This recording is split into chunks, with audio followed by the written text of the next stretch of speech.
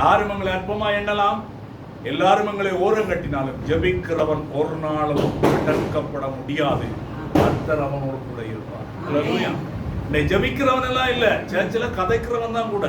அதனாலதான் கர்த்தருடைய ஆவியானவருக்கு இடம் இல்லை. அந்நிய பாஷையில பேசி கர்த்தர் நல்லா துதிங்க. போன முறை வந்து ஒரு ஊழியக்காரர் சாட்சி சொன்னார். டிஜிஎஸ் ஐயா ஊழியம் செய்கிற பொழுது ஒரு நாஸ்திகன் வந்தான். வந்து கேள்வி கேட்டானா, இப்படி அந்நிய பாஷையெல்லாம் இப்படி சலபரி அலபரி அலபரி என்று பேசுறீங்களே, என்ன நடக்குதுன்னு கேள்வி எல்லாம் கேட்டான். தேவ மனுஷன் அப்படியே முழங்க அப்படியே இருந்தவாறு அந்நிய பாஷை மனசுல பேசிக்கிட்டு அவர் கேட்டாராம், கிட்டத்தட்ட ஒரு 6 வருடங்களுக்கு முன்புதான் நீ உன் மனைவியை ரயில்வே ராக்கை கிட்ட கூட்டிட்டு போய் அன்பா பேசுறது போல ரயிலுக்கு தள்ளி கொண்டனி தானேடா நீ என்று சொன்னாராம். அப்ப இருந்த இடம் சொல்லி எழுந்து பாஞ்சு மதிலெல்லாம் தாண்டி ஓடி போயிட்டாங்க. என்னன்னா, அந்நிய பாஷை பேசுறவன் கர்த்தரோடு பேசுறவன். கர்த்தரோடு பேசுங்க, கர்த்தருக்குள்ள அவங்களோட வாழ்க்கையை ஒப்பு கொடுங்க. எது நடந்தாலும் சோத்திரம். அல்லேலூயா. ஆமா இல்லையா? ஆபிரகாம் லிங்கன் ஜெபம் பண்ற பொழுது கடைசி நேரத்துல டாக்டர் வந்து சொல்லிட்டார், நாள் முடிய போது. அவர் சொன்னார், 4 பேரை கூப்பிட்டு சொன்னார், என்ன முழங்கால தூக்கி பிடிங்க. முழங்கால் அப்படியே இருந்து ஜெபம் பண்ணி ஜீவனை விட்ட மனுஷன். அல்லேலூயா.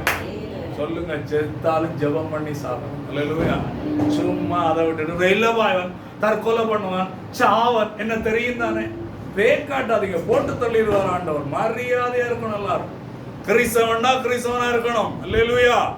என்னட்டு எவனாவது சொன்ன நடக்கிறது வேற.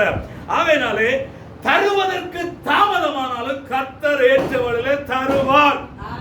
அல்லேலூயா. ஆனா ரட்சிக்கப்படாத நீ கேட்டீங்கன்னா உன்னை போட்டு தாக்குவார் தவிர உனக்கு தர மாட்டார். மறந்துடக்கூடாது. எவனாவது ஏதோ நீங்களாச்சும் அவராச்சும் பார்த்துக் கொள்ளுங்க, சொல்ல கொடுத்துடாதீங்க.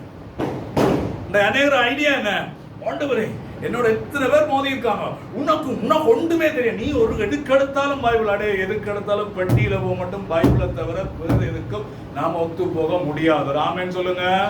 இந்த வைராக்கியம் உங்களுக்குள்ள இருக்கணும். அல்லேலூயா. அந்த வைராக்கியம் உங்களை பலவான்களாய் மாற்றும். அல்லேலூயா. தூக்கம் வரவள ஆமென் சொல்லுங்க. அல்லேலூயா. மனப்ப தொட மாட்டேனே. இதனால ரோமர் 8ஆம் அதிகாரம் 28ஆம் வசனம் பார்க்காம சொல்லுங்க. போடுறதில்ல. அன்றியும் ஸ்டார்ட் பண்ணி விட்டா தான் நம்ம ஆக்கள் ஓடுமா? அன்றியும் அவருடைய தீர்மானத்தின்படி அழைக்கப்பட்டவளாய் அவரிடத்தில் அன்பு கூறுவதற்கு சகலமும் நன்மைக்கு ஏதுவாய் செய்கிறவரை நாம் ஆராதிக்கிறோம். அல்லேலூயா. அதனால கவலைப்படாதீங்க, கலங்காதீங்க. இந்த வருஷத்துல முடிவெடுங்க. எதுக்கு நான் கவலைப்படுவேன்? டாக்டர் வந்து சாகப்போர் என்று சொன்னாலும் நான் கர்த்தருக்கு ஸ்தோத்திரம் சொல்கின்ற தைரியத்தோடு வாழுங்கள். கர்த்தர் உங்களை கொண்டு பெரிய காரியத்தை. தொழில் இல்லையா? என்ன தொழில் இல்லாம ஆண்டவர்களை போஷிச்சாரா இல்லையா? எத்தனை பேர் கையெழுத்து? தொழில் வருமானம் இல்லாம நம்ம தமிழ்ல சொன்னா முட்டை நல்லா சாப்பிட்டு நல்லா தூங்கிடும். சும்மா நேரம் கிடைக்குது ஜெபம், நல்லா தூங்குவோம். அப்படியெல்லாம் இருக்காதீங்க. சந்தோஷமா இருங்க, கவலைப்படாதீங்க.